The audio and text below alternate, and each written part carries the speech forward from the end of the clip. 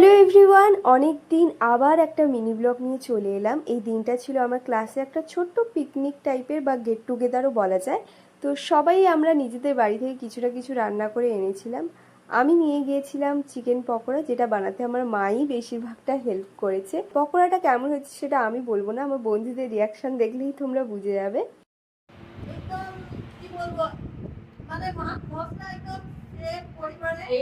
चले एक काम कर 200 रुपए दे और 50 रुपए काट ओवर एक्टिंग के वजह। চিকেন পকোড়া তার সাথে চা, জাস্ট হেভেন। তারপর সবাই মিলে অনেক আড্ডা দিলাম, ডান্স করলাম সবাই মিলে। আর মেনুটা ছিল fried rice, dry chilli chicken, chicken কষা, চাউমিন, সব কিছুই ছিল একদম পুরো চুমু, জাস্ট অসাধারণ খেতে ছিল।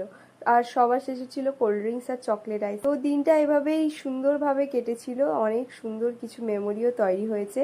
আজকের ব্লগ তাহলে এখানেই শেষ করছি। ভিডিওটা ভালো লাগলে লাইক কমেন্ট শেয়ার করতে কিন্তু ভুলবে না। দেখা হবে নতুন ব্লগ নিয়ে তোমাদের সাথে। চলো টাটা।